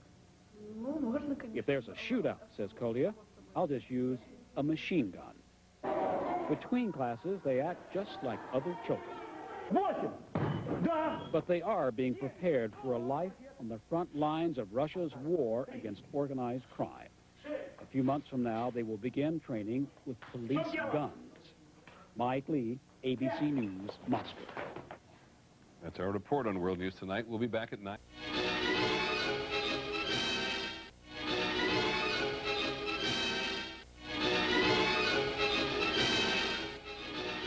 Here's the Philadelphia Inquirer, folks. Mainstream newspaper, not to be confused with the National Enquirer. This is the Philadelphia Inquirer. With Homeland Security in mind, summer camp trains teens. They're trained how to run checkpoints, how to confiscate guns, how to chase adults through the woods with bloodhounds, with the police to aid Homeland Security. It's called Secure Corps, a subgroup of FEMA, set up 3 years ago, 2 years before September 11th. Years ago, I found this on the Army's website, and I made a big deal about it on the air. It was classified in the 80s. They declassified it in the 90s. Americans are already in 12 camps working in slave labor. One camp saves $3.5 million a year. Fort Bliss, Fort Dix, Camp Atterbury, Fort Lee. Americans in camps, civilian inmate labor. And we'll put a link up on the on Infowars.com for you, or you can just go directly to the website and read this on the Army website for yourself. Here's another one. Again, you're doubting me. I remember years ago reporting this. I'd been to the FEMA camps in my police state films. We show you up-close video of Marines trying to confiscate your guns and admitting it on tape. Before September 11th. This is now after. LA Times. Camps for Citizens, Ashcroft's hellish vision. Attorney General shows himself as a menace to liberty. Again, ladies and gentlemen, he promised you this would never be for American citizens. He said that if you said it was for American citizens, that you were aiding al-Qaeda and that you would lose your liberty. What does that mean? We're not taking your rights, but if you say we're taking your rights, we'll take your rights. See, that's double-sided propaganda. That's saying, if you're dumb out there, we're not taking your rights because we know you're dumb and you won't check it out. If you are smart and know we are, we're taking your rights away. He said that to Congress. These people saying there's phantoms of lost liberty. Hey, buddy, I've read the USA Patriot Act. It's the end of America. It's all about American citizens. And now people have read what you've done. You're building your giant FEMA camps. I've got the reports right here. FEMA just put out a bid for 3 1-million-man camps. You say, oh, they'll never get away with that. If the government blows up more stuff, they will. They've already put it in the minds of most Americans that give up your liberty, you get security. When in reality, you get tyranny. See how they're marching you down this road, telling you bigger attacks are coming as you give them more power? Wall Street Journal, shredding the Constitution. At least they got it right. The fact that America is basically ending. Secret detentions violate American values. Seattle Times, mainstream news. American citizens, folks, and foreigners getting grabbed. Ashcroft seeks to abuse the use of secret court. Now, there's no way to abuse a secret court because of the whole thing. A secret court itself is an abuse. Judge orders release of 911 arrestee names, but then later said, oh, you don't have to really do that. That's okay. You don't have to tell us if they're American or if they're foreigners. You can just arrest whoever you want, and you can go ahead and execute them in secret. By the way, they've said they'll execute you in secret. Again, that doesn't intimidate me. That makes me angry, folks, because they carried out the attacks, and now they're doing this to us. U.S. defies judge on enemy combatant status. Washington Post.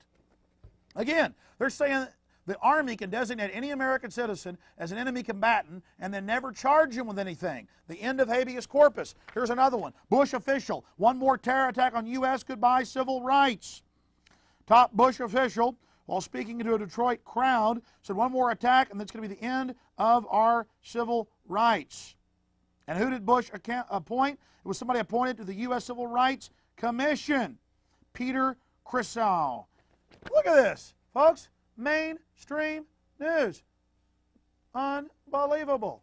One more terror attack. Here's another one out of Newsmax. Bush would send SWAT teams to journalists' homes. CIA expert says leaks of classified information must stop. What leaks? Leaks that the government was behind the attacks. We've got to do whatever it takes, whether it means sending SWAT teams to journalists' homes to stop these leaks. You are with us, or you're with the terrorists. And if you're with the terrorists, you will face the consequences. FBI begins to visit libraries. Again, this too is out of the Washington Post. And by the way, it's not just libraries that they are visiting, my friends. In the USA Patriot Act in Section 213, it's the warrantless sneak and peek. It means your house, your business, libraries, records at your business. They come in, take what they want, don't even tell you they were there after they take stuff, anything they want. Or they can come and tell you they were there and tell you it's a national security treason charge if you tell anyone that they were ever there. And they're not using them on Islamics or terrorists. They're using them on the American people. There's another one. Suspending habeas corpus. Getting rid of habeas corpus for American citizens. Foundations are in place for martial law in the U.S. Sydney Morning Herald. It's all over the foreign news. FEMA preparing for mass destruction attacks on U.S. cities. FEMA says we're about to be attacked by Iraq at any time and that millions will die. We've got to build giant camps for everyone. Again, the gas chambers are for delousing and for your safety. FBI objects to the Constitution. This out of a Denver courtroom saying the Constitution only aids terrorists. The jury asked for copies of the amendments to the U.S. Constitution concerning the deliberation, and the judge overruled the motion to read the amendments to the jury and said the Constitution is a terrorist document. This is America, folks. FBI objects to Constitution. Mainstream news. Meanwhile, they're telling you to give up all your liberty. Think about this. They're telling you to give up all your liberty for security. The borders are wide open. They're funding every terrorist organization you can imagine. Bill Clinton transferred 2 nuclear reactors to North Korea that produce fissile material to produce warheads. They will arm the hereditary dictator of North Korea who kills millions of his own people with nuclear weapons material. but they want your guns, America. And now, just in case you think it's just Bill Clinton, George Bush is going to transfer another 4 nuclear reactors to Kim Jong-il. Police state cashless society control grid. Quickly, Popular Science put out an artist rendering of the new card, the new national ID card. It has an all-seeing Illuminati eye on the front of it, and Winston Smith, the dehumanized character from 1984, is the name of the subject. This is a sick joke. They know most people won't even know what they're talking about. The article is for the national ID card, cashless society, taxation control grid, but it has an all-seeing Illuminati eye on it, and the name of the man is Winston Smith. Here's another one, BBC, Burma adopting a e-passport and driver's license to buy and sell, and it has a microchip and a face scan in it. Guess who funded the operation? The article says the United Nations. By the way, the United Nations, at a population control summit just a few months ago, called for a world ID card to tax, trace, and control all of us. Retailers test paying by fingerprint. USA Today. All over the country, thumb scanning to buy and sell. And they talk about making you do it to buy and sell in the near future. Reviving a de facto national ID card. Again, we already have national ID cards. 38 states already thumb scan or face scan to get driver's license, and your information's already been given to the grocery stores, which is uploaded to the National Security Agency. All of this confirmed. In fact, here's Fox News. They say, store customer cards, a source for the FBI. Then they admit major chains routinely upload all your purchasing records off credit card and discount cards, upload this to NSA. They were even doing that, by the way, before the attack. Police asked stores to take fingerprints. Arlington police are asking businesses to voluntarily participate in a program to take customers' fingerprints if they pay by check. Read on into the article, that means by credit card or debit card as well. And they claim it's going to stop fraud. But we know that the city of Arlington has taken money by some of the big biometric companies. Because who's going to want to get ink all over their hands? Oh no, they've got $100 hand scanners for you. And it just so happens these technologies were developed by the Defense Department and transferred to companies like Visionics and North American Morpho Systems. Houston Chronicle, it's kind of touch and go. Kroger's and H-E-B food stores putting in thumb scanners. Plan to go statewide in the state of Texas. You better boycott and protest that, ladies and gentlemen. Cashless society inevitable. A boost to globalist taxers. Again, the UN and the OECD just met in The Hague in the Netherlands and in Washington and called for thumb scanning and face scanning to buy and sell, or national ID cards to have a global tax so you can't escape an 85% tax level, which they are pushing for. Don't think it'll happen? Yes, it will incrementally. Shops try chips for tracking every move by a client. Monitoring system, note what catches customers' eyes. This report says that Walmart, Sears, Target, everybody, starting next year, is going to put tiny 3-cent microchips in the clothes, the shoes, Campbell's suit cams, Kraft, Procter & Gamble. It's going to be all in the clothes, all over your body. And when you leave, they'll scan your name, whether you like it or not, onto the purchase. And they're going to have radio readers around town. Walmart's already wired a major city in Arkansas with this system, the Washington Post reported. Again, this is the Washington Post, ladies and gentlemen. And this was posted in the San Francisco Chronicle. So, how are they promoting microchips? I'm sure I don't have to tell you that they're all over the news saying we've had kidnappings, put microchips in the children. And I made films about that years ago and got laughed at, and now it's all over the news. Put microchips in the children for their safety. Why, we've been doing it with doggies for years. Do you know how to keep your children safe? We'll tell you tonight. In the next year, you'll be able to use your teen's cell phone to locate them 24/7. Younger children will get a small global positioning device hidden in their wristwatch or backpack. And just around the next high-tech corner, an electronic chip like this that can be implanted under your kid's skin. Let's say children in your community start wearing wristwatches with GPS devices in them. Can't that only be a good thing for the community if it keeps children safe? I would love that. I mean, what's a parent's fear? I think it's a parent's obligation to ensure that their children have a chance to mature, to grow, to realize their potential. And if it means it's Big Brother, so be it. You got to do what you got to do to keep your kids safe. Civil libertarians, eat your hearts out. Civil libertarians, eat your hearts out. Applied Digital Solutions could track human beings by satellite. All right, we got the Van Dams, we got this little girl Elizabeth Smart, we got this girl in Pennsylvania, we got Samantha Runyon, we got this other little girl, one after another, after another, after another, after another. And parents around America saying, we can't even allow our kids to play in the front yard. Is there anything, technologically speaking, that they can do that could help in a situation like a kidnapping? Is there, for example, a microchip, a watch, a tracking device we can use for our kids? We are working on a product that we have called internally a PLD.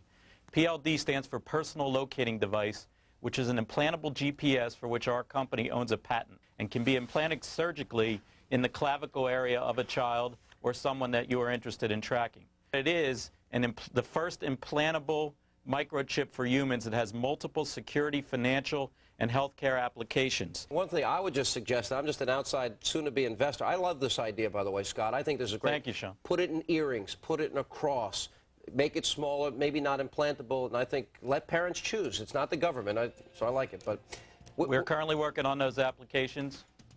Good. And I hear music, so thank you for having me. Give me a cut, Scott. No, I'm kidding. all the best. Thank you. Thank you. It's a great product. I really do. Fort Worth Star Telegram. Fearful parents turn to privacy devices. Gets into the microchips. This report comes from the Air Force website. It was also on the Federation of American Scientists. They explain how they're going to get you to accept implantable microchips. It says the PR implications, how they're going to use the media to condition the public to take microchips. This was from January of 2000. Rental car companies may be tracking you via GPS. And now they've admitted that most new cars have satellite tracker boxes already in them. They've started taxing people in England with the satellite tracker boxes. And I've read the federal documents where they plan to start taxing and tracking us with satellite tracking boxes in our cars here as well. And in Los Angeles and north of LA, they're going to make you carry a transponder tracker. That was in the New York Times. I mean, this is getting too out of control. College seeks security in thumbs. Colleges, to buy and sell, to get their lunches, to get into their libraries, got a thumb scan. Again, training of generations. They're doing this with the junior high and middle school and elementary school kids. They're making them thumb scan to get their lunches, training them for the cashless society. No cash allowed, getting them into the control grid. I also wanted to talk, just to warn you, about the hundreds of reports confirming dozens of vaccines full of cancer viruses. That's why cancer's up by 400%. This is out of the National Post of Canada. Cancer linked to vaccine foul by monkey virus. Vaccine cancer scare. This out of the New York Post. Again, the UN says they want to control our populations. DNA test links autism to measles, mumps, and rubella. They have found it in autistic children, almost all autistic children. Autism was unheard of before the MMR shot. Now they found this antibody, a hormone just so happens to be in the shot that attacks the cerebral cortex. Normally it just causes a lowering of IQ in the child, but the government wants a total loss of IQ, ladies and gentlemen. DNA test links autism to MMR. This is out of the Sunday Herald. Scotland on Sunday, blood test link MMR to autism. Hundreds of top reports, ladies and gentlemen, from all over the world. Here's another one. Virus engineered to sterilize pest. Washington Times. Reason I covered this article from August, because years ago I saw articles about the tetanus shots being used to sterilize third world women. And now you look at our people in the West, no matter what color they are, they're losing their fertility. 75% sperm counts down, women way down, fertility way down. Look at this. Look at this again. Virus engineered to sterilize pests. Exactly how the UN got caught doing it, they're now doing it for other mammals. And they see us as pests. Vaccinations from Austin clinics could be bad. This is just where I live. You know, this stuff is everywhere, folks. It's out of the Houston Chronicle. There's no place to hide. Amazing story. They now have ultrasonic radar that can look through your walls and look at the ventricles of your heart. Wired magazine. 5 years ago, I saw reports of this. They're giving them to police departments, the older versions that just see a black and white image of you in your home, crisp and clean image. Folks, this is a violation of every canon of a free society. And since they've gotten all these technologies, have we been safe? No, we've been attacked by terrorists. Feds open total tech spy system, also from Wired News. They call it the Total Information Awareness Network, and their symbol is the all-seeing eye of the Illuminati, right off of DARPA's own website. Delaware police compiled database of future suspects. I interviewed the city council member. They're compiling names of the Kiwanis Club, of the Second Amendment groups. It came out in Denver, Colorado, the Denver Post, 3,000 plus people's names, 300 plus groups.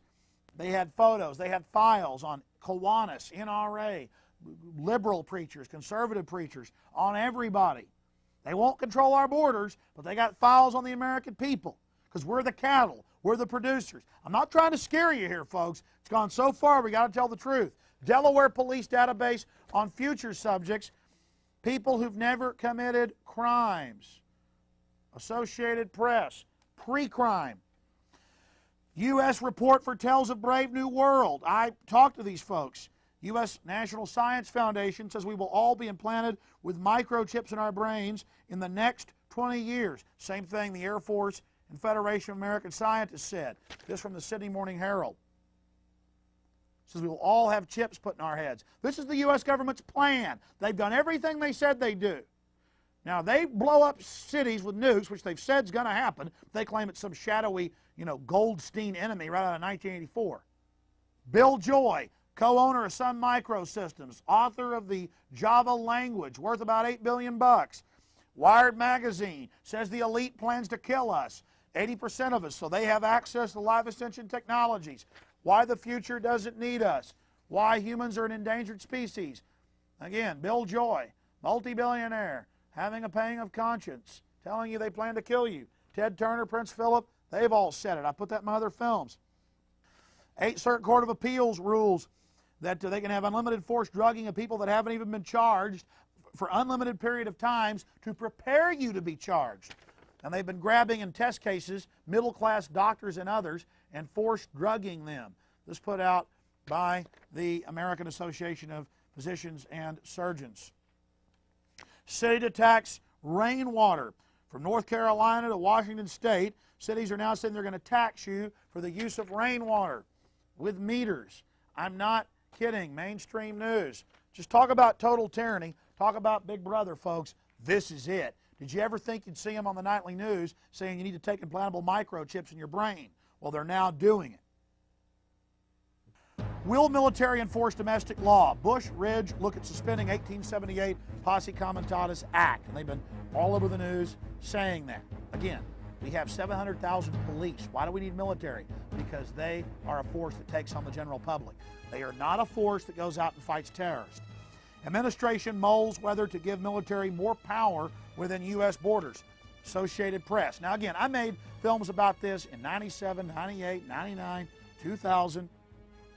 I warned you. I said terrorism was coming. They were going to spring these troops on us. Now they're getting rid of Posse Comitatus. Meanwhile, there's thousands less Border Patrol agents on the southern border because the government is cutting their pay and then raising the pay for other federal positions on purpose.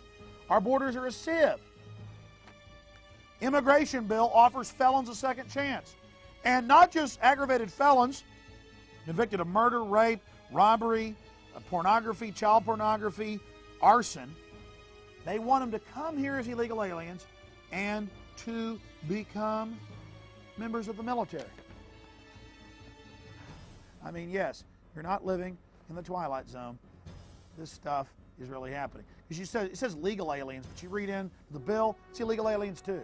So if you're a felon, they want you. Again, Hitler wanted criminals working for him. So did Stalin. And the British brought in foreign troops, Hessians. Why? Because they'll shoot at people, folks. Foreigners find military fast track to citizenship. Again, more on that. Here's a key story. The Globe and Mail. Landry sees more fluid Canadian-U.S. border. Pan American Union under Northcom actually says it. Here's the Toronto Star. Primers, governors promote open border. North America will lose out to Europe in a new global economy unless Canada and the United States open their borders, create a Pan American Union. Here's the Globe and Mail. Canada-U.S. near troop deal. Washington and Ottawa are close to a deal allowing U.S. soldiers to cross the border and operate on Canadian soil in the event of a terrorist attack. The proposal, revealed by Defense Minister John McCallum yesterday, would likewise let Canadian troops take part in the anti-terror operation south of the border. It says Canadians are worried about losing their sovereignty. Yeah, Americans don't even know about this.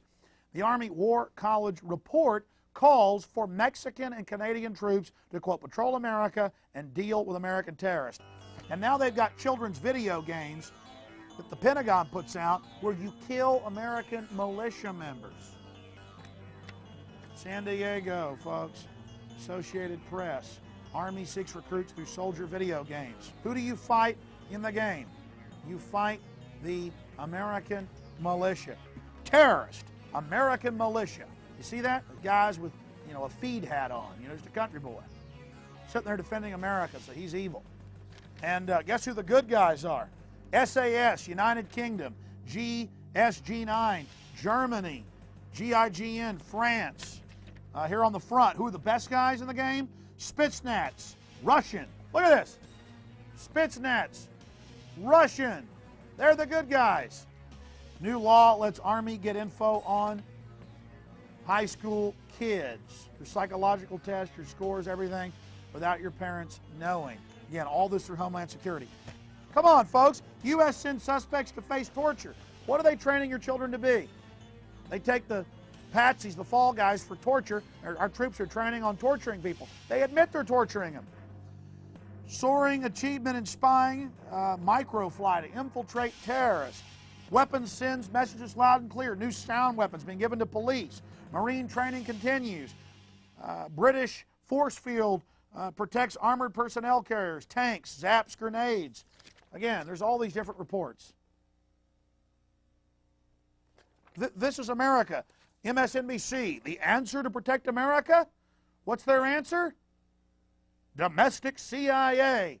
Wake up, ladies and gentlemen. I could go for 100 hours here and not cover it all. But I don't just have the articles. I've been there. I've videotaped it. I've seen the New World Order in action. We're under attack. Warn everybody. Warn everybody you know. Warn them now. The government engineered the attacks. They had the military set up to go after the American people decades ago. They've been slowly, incrementally setting this up. Now, most of the top video games, even the games the government puts out, you go out and kill Americans that resist the government. Your kids are simulating this in their minds. This is all set up and admitted. But we can speak out. We're the people. There's been a great backlash against Ashcroft and his camps and the TIPS program and all of this. The problem is they're going to blow more stuff up and say, see, you got to give us all your rights. Don't listen to the civil libertarians. Don't listen to the folks that, say we deserve freedom. They're selling you tyranny. Check out the information for yourself. Go to InfoWars.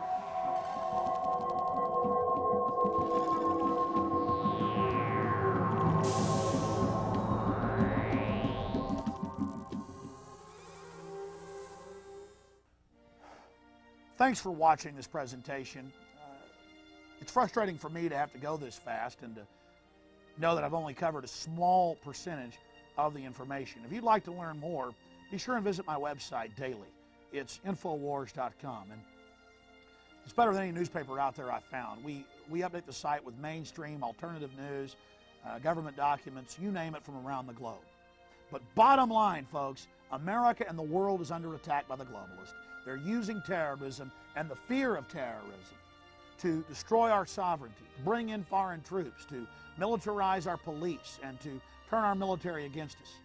Every nightmare the old-timers ever talked about is now happening. And how did those old-timers years ago know that all this was going to happen? Because they were reading the State Department's own documents. They were reading Foreign Affairs put out by the Council on Foreign Relations. They had watched world history, and they could see the changes that were already taking place. America's a great land, and she's strong. But there's too many wolves in sheep's clothing pulling at her heart, stabbing at her innards. We're losing our country. We're losing America. And our children won't grow up in a free country. They'll grow up in a high-tech police state. So understand me, folks. The government is behind the terrorist attacks. The First World Trade Center, Oklahoma City, the Second World Trade Center. And they're telling us more terrorist attacks are coming, and that we've got to give up our liberty if we're going to have any security. Folks, that's a fraud. We know who has the motive for September 11th. We know who's getting the pipelines and shipping in the opium. We know who's selling the weapons with the Carlyle Group, the Bushes, and the Bin Ladens. We know who's getting the police state here domestically, and all these big un-American corporations that are out there promoting it. So start researching this information. Make it a priority in your life, because whether you like it or not, or whether you believe what I've said here today, it's going to affect you, because they're planning more terrorist attacks. They've told you it's not a question of if but when. More terrorists coming. The only way to neutralize the globalists is by exposing that they are behind the terrorist attacks. Then if they pull it, it'll backfire on them. I believe that they're at the point of no return. They're arrogant, and in their ivory towers, they just can't help themselves. But the good news is, I do radio interviews across this country every day, and I do my own syndicated broadcast. And frankly, almost no one calls in that disagrees anymore. And these folks know what they're talking about. They're informed, they're educated, and they're concerned, and they're spreading the word. So be part of history. Help spread the word. We're not alone. Help warn your neighbors. Make copies of this film. I authorize you to for nonprofit educational purposes. Help save America. Terrorism is being used to destroy America. Terrorism is about a political outcome. And look at what the politicians are doing for their banker masters. So please, help save America. Have the courage to spread the word. Because if you don't, no one will. And America will most certainly die. And we all live here. We can't afford to do that to our children and grandchildren. It's a battle for the Republic. Please get out there and help us save this country. God bless you all. I'm Alex Jones, signing off.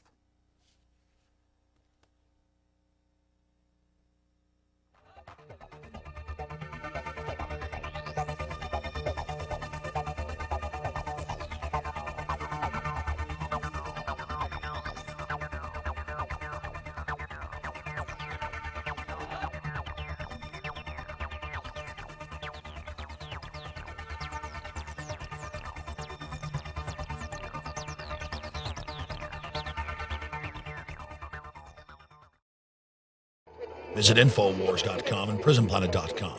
When you're on the site, you can also tune in 24 hours a day to my daily radio broadcast. There's also a free iPhone app to listen to the syndicated radio show when and where you want.